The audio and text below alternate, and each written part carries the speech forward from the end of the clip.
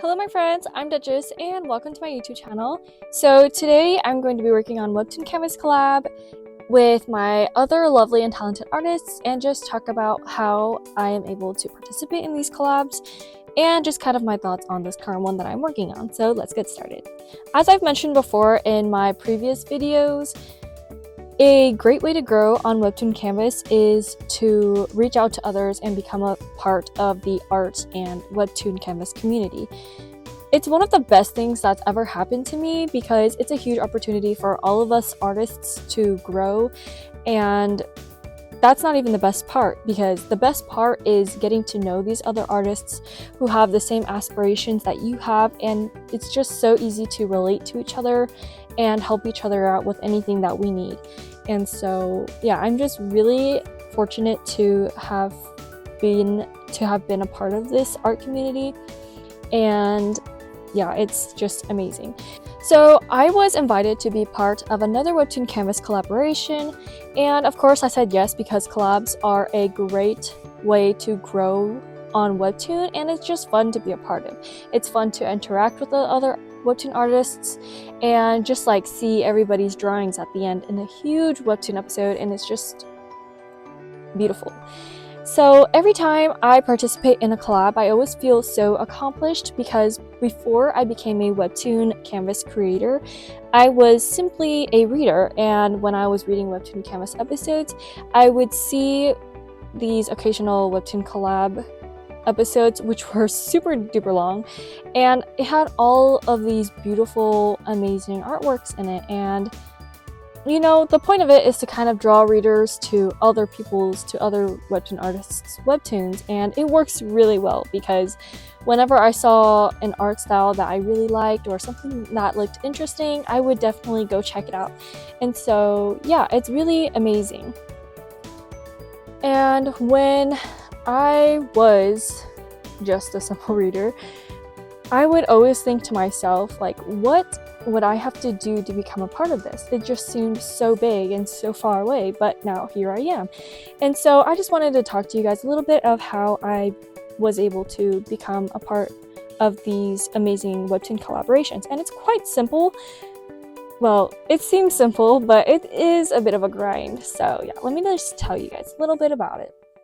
So first of all, start creating your webtoon, and I know this is like a huge first step for anyone because there's just a lot of pressure and there's a lot of things that you guys want to do right, you know, like have nice art and just have a great storyline that flows well and makes sense. But being realistic, if it's like your first webtoon or one of your first webtoons and you're just starting out, it's going to be tough and it's not going to be perfect. So yeah, when I first started, I was really a terrible digital artist, and you can argue with me that I was not the most terrible at drawing, but I would say that it was pretty bad. And I also I am not a good writer. I was definitely not a good writer back then, and so it just wasn't that good. But you know what, I still created it, and that allowed me to move on and go to the next step, which was to create a social media, which is mainly Instagram. I don't really have any other social medias because I'm just not really that familiar with it.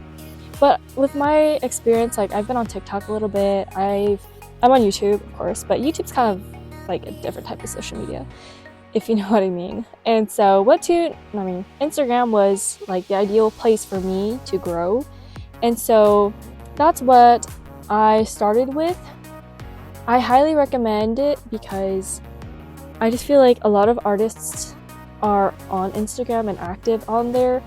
I've also heard that Twitter is really good for artists to grow and just, you know, gain followers and to get their art out there, because Instagram seems to be doing a little bit bad lately, like algorithm problems and things, but overall I like Instagram.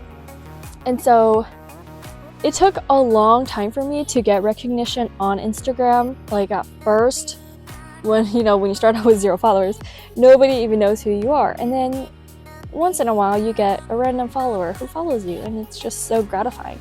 And eventually you gain more followers, and once you reach like 200, I feel like it gets a little easier, and then once you reach 500, I feel like that's when you actually meet other artists like yourself who have like similar followings as you and similar goals, and you just can really grow with them.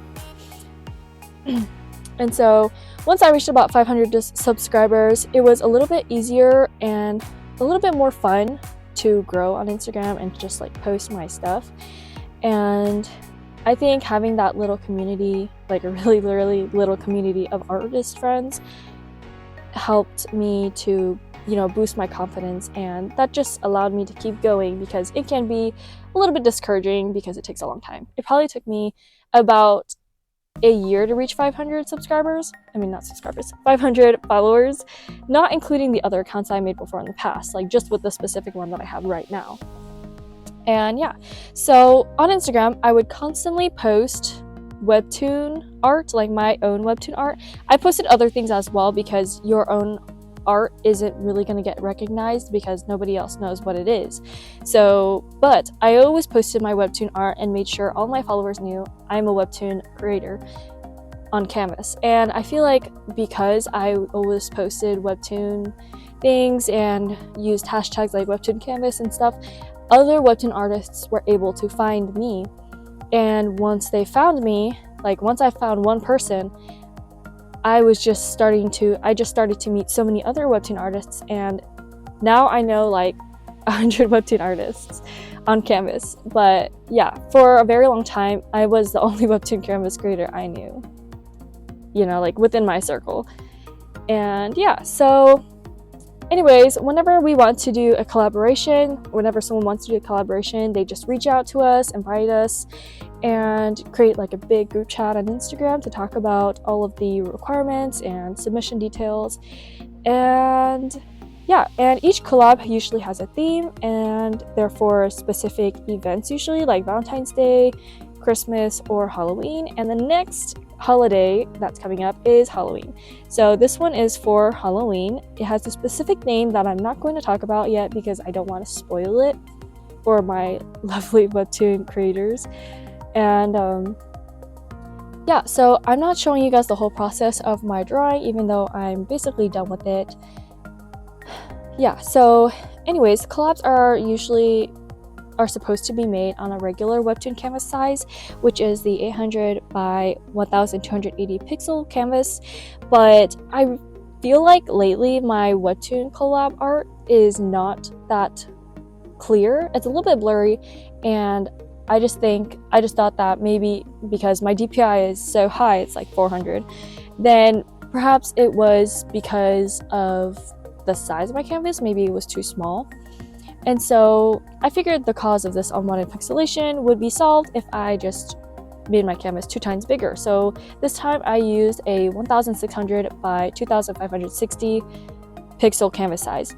And I'm not the best at composition and cramming all of my characters into one little canvas, so I feel like collabs are pretty tricky for me, but I hope this one turns out to be better than my other ones.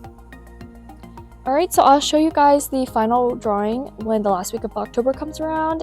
Also, yes, this is due by the last week of October, or like mid-October, but I just wanted to get it over with and done because you guys know how I do things around here.